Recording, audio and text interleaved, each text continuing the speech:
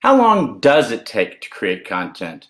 Well, that's kind of a nebulous question, but let's see if we can answer it for you.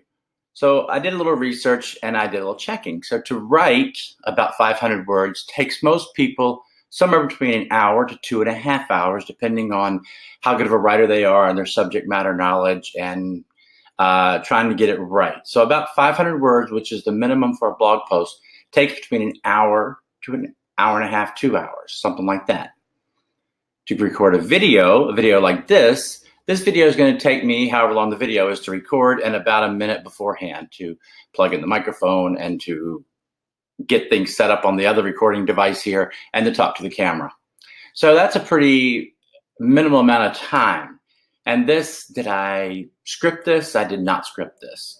I'm speaking from the top of my head, but I'm a subject, I hate the word expert, but I feel like I'm a subject matter expert here, so I can help you with this a little bit without having to do a big thing. But I did do a little research, so that did take a few minutes to do. Most people read at about 120 words per minute, give or take. So a 500-word blog post, again, takes someone about 3.8 minutes to read. If you talk it, it's a little bit faster because we speak at about 160 to 250 words, depending on who's talking. And so you get information a little bit faster when you speak, but that's getting information. That's not doing the information. So in this whole series of videos and course and everything, we're talking about content. Basically, it's about writing and video. Audio, like this video, I can take the content from this video. It's a video, it's got audio. I can strip those two out so I can have them separate. And I'm also recording separately on another device that automatically transcribes it into the words. So I get the words out of it. So from this one piece of content, I can repurpose it 3 different ways. Now the written piece, what is changing my words into text, I have to go back in and edit because it's not 100%. And I can send it to somewhere like a Rev or Timmy or one of those places, and they can either do it automated or you can pay extra and have a real person do it. And it's a very viable way to do it. I like this method myself because I also get an SRT file, I can get a text file, I can get a Word doc file, and I can manipulate it myself, and it works for my workflow. So how long does it take to create content? Well, it depends on the content you're creating, and it depends on who's creating it.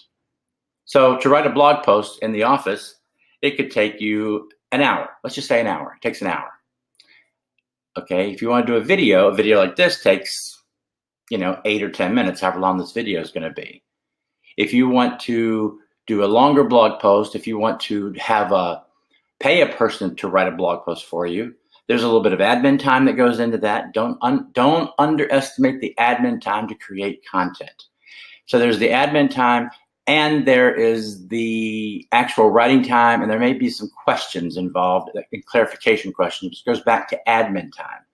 So a lot of times Jen will write something and then she'll have some questions, she'll send it off to somebody, she'll get a response the next day, which means she's got to go back in, check her emails, find the response, figure it out, go back in, redo it. So all that is that admin time. That's not actual content creation time, but it is attributed time to content creation.